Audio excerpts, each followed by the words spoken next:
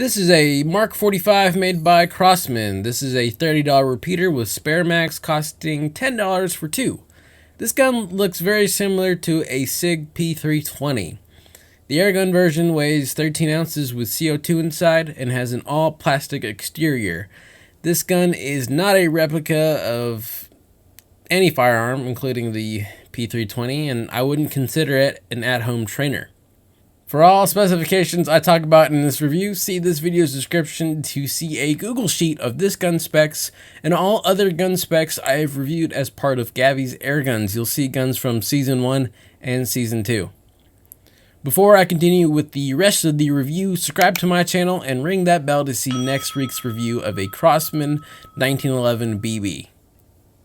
The Mark 45 uses a 19-round plastic universal magazine. I'm eventually going to do a video on what I like to call the universal airgun magazine, and when I do, click on the gray card in the corner. The universal mag is a great magazine that is cheap and durable. I prefer the metal version because I think it's more durable, but both will work in a pinch. To release the spring, push the tab at the bottom of the magazine and it will release. I trust you'll figure it out. This gun has molded in sights that are non-adjustable. This is pretty standard for guns in this price range.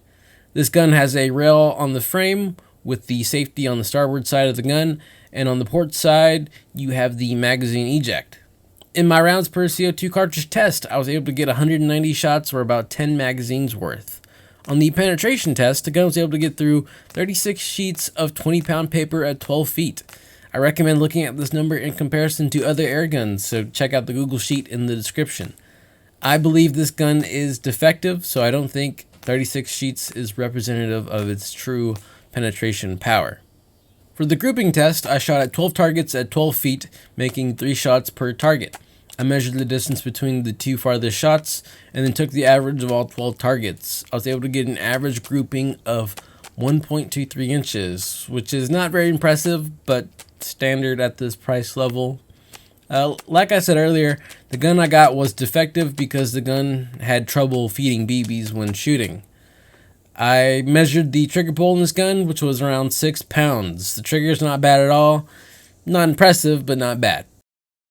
My biggest discovery when it comes to the Mark 45, however, is that it is identical to the Crossman 1911 BB and the Crossman C11. All three guns are the same internally, just have different exteriors.